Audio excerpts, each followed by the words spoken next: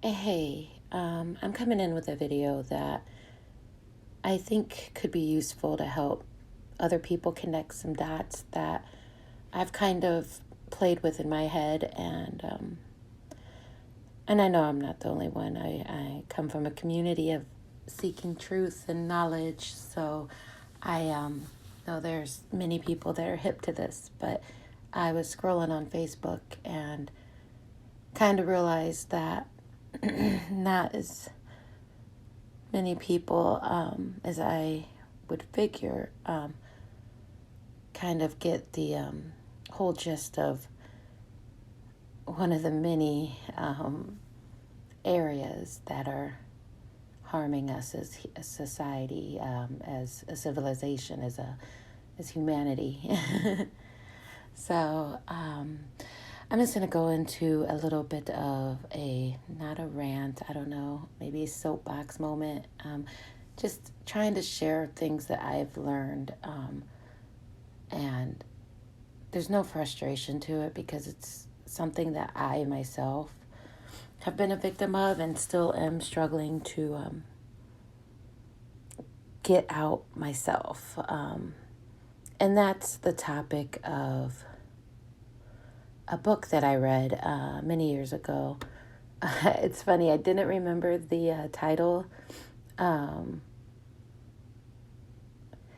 because during the time that I read it, I did it through audio, and I was working at a desk job that I had plenty of time to distract myself with music or anything like that. So I chose to do audiobooks.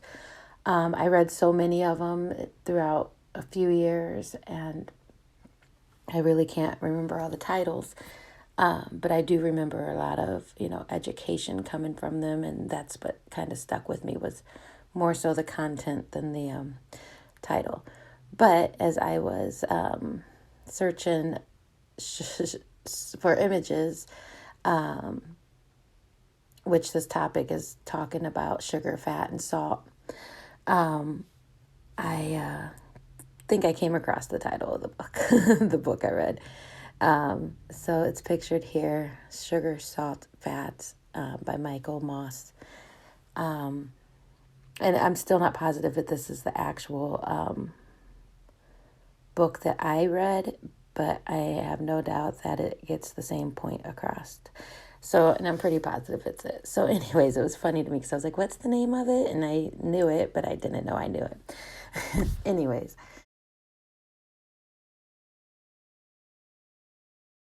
the book, it explains, and I can't remember every detail, of course, but the main takeaway is explaining how addictive the combination of sugar, salt, and fat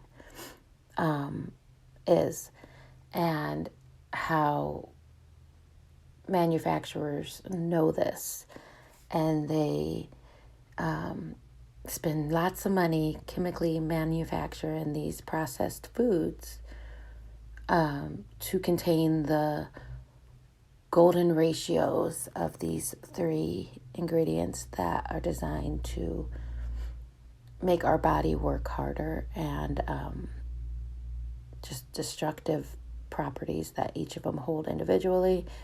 So the combination of them is pretty lethal and addictive, and unfortunately it's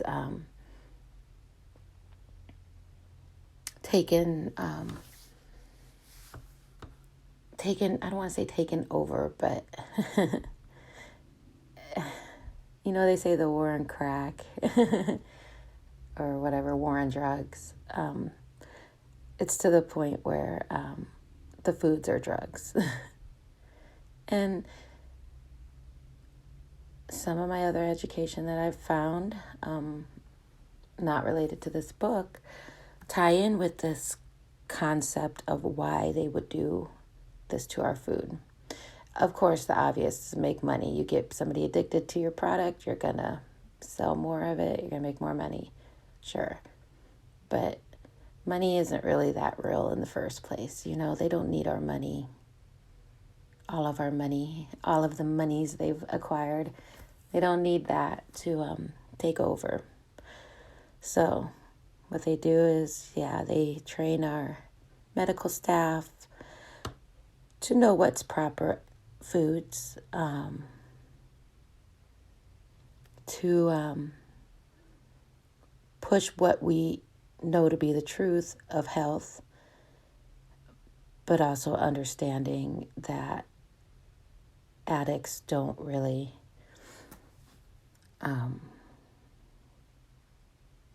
follow healthy guidelines.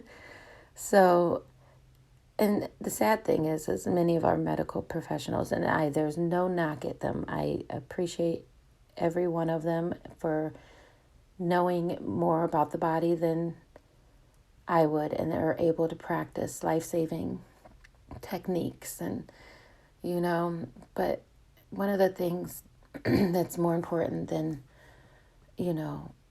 fixing a problem is preventing it. So they are unknowingly, and they're victims of this vicious cycle too. I mean, none of them are the picture of perfect health, and if they are, they probably have an addiction and something that's not so much health related, but does affect their mental health. So none of us are 100% healthy. So yeah, they're going to tell us what to eat to save our heart and our body function and to keep it healthy. But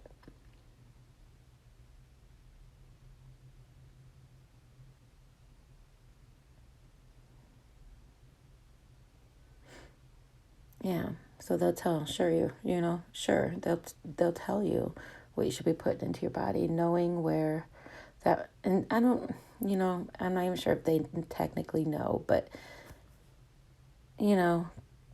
they're aware of the chemical effects of the processed foods, and going back to the book, it did explain the effect it has on the brain, which is what makes it addictive. It's not that it's because it tastes so good. That's just part of it. It actually goes to your brain and lights up the same areas that a drug will. Crack will. Crack is my go-to drug when talking about things, because everybody says too, oh, like, those donuts are so good, they're like crack, Krispy Kreme is what I'm thinking of, Krispy Kreme. Anyways, and don't get me wrong, I eat this stuff too. I eat it up.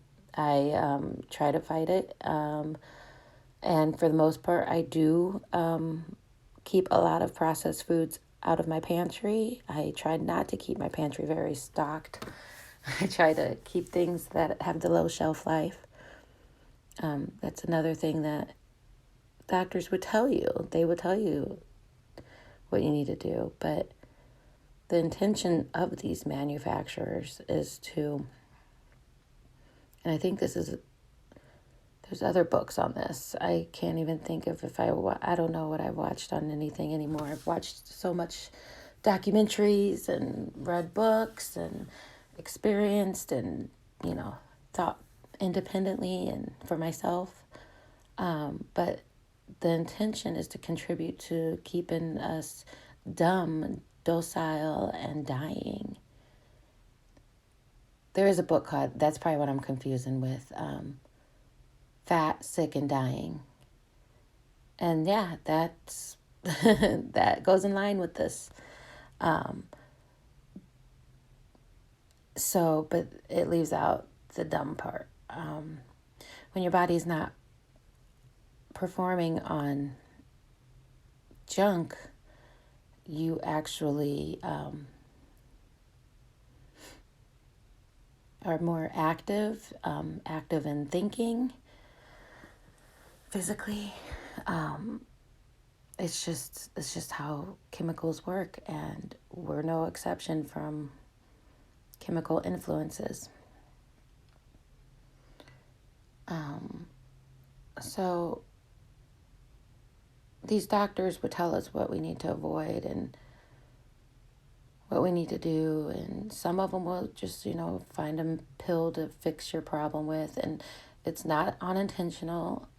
I mean, it's not intentional for most of these doctors to do it because they think that, they're part of this grand scheme to bring us all down. They do it because they think it's going to fix the problem too, They're trained and in a way probably pretty brainwashed. So, and like I said, no knocking doctors. They're right along with the rest of us in this whole keeping us dumb, docile, and dying. I mean, a lot of us can overcome these. I mean, we all could overcome these tactics used against us. It's just a matter of awareness and learning. I mean, when you start to see that the food most all of us consume on a daily basis is a weapon used against us, you might think twice before eating certain things. So it's like the doctors do what they can, but I don't know. I'm sure even if you don't know, haven't ever known a crackhead, you get the gist of the degree of their addiction. And it's kind of like trying to tell a crackhead to stop smoking crack and feel good that you did your duty by informing them. And even when they're fully informed on the effects and the destruction it can cause, not just your body, but your life, your family's life, it's still a hard thing to break free from. So I'm just putting this out there so people are more so aware of the attack on us, and that I'm not trying to give anybody an excuse, but it is strong and it is hard to break from. It was intended to be that way, and it's been, infused in our life for generations. I mean, it's an agenda. That's what they do. They go through time and they plan out the end. So with this topic and so many more, it's the basis is that the knowledge is the key. If you're going to distract yourself, you might as well do it with educational material. Find out why things are and who they affect, and recognize the connections, because otherwise you'll just kind of fall right into their trap. And I'm not trying to preach to anybody or tell anybody anything that I don't take seriously in my own life. And if people don't want to have the interest in these things and don't care to research or find it entertaining to dig deeper into the structures that comprise our, not just our nation, but our world. But I'm just trying to stay focused. I don't want to get too far off into this video, but the least I hope it can do is wake some people up. Maybe it can, even without knowing, maybe just do more good than bad. That's all I'm trying to do. So it's just important to never stop learning. Education doesn't stop after college. In fact, I've gotten more education post-college than through all my years of school. And And I mean, it's to the point now where I don't regret, but I do see the waste of money, which it's not too important to me in the first place. But the waste of money on education when I've gotten more education for free than any institution has ever provided for me. But, and like I said, I don't regret it, because without having that structure of learning how to be a student, I probably wouldn't find it very interesting or entertaining or easy to be such a student of life. So yeah, I don't know. Just talking on the things in my mind, and it's just so sad and scary, the things that are able to come over our society and take over, and the effects that it has on not just us as individuals, but as the whole, and the reasons behind it. It's very sinister. So it connects with a lot of other topics, but I'm just going to focus on this one. Sugar, salt, and fat. The most popular drug ever. Anyways, I'm done. I'm done, right? I was going to say ranting, but I don't feel like I'm ranting. I'm just speaking on the things that I have investigated.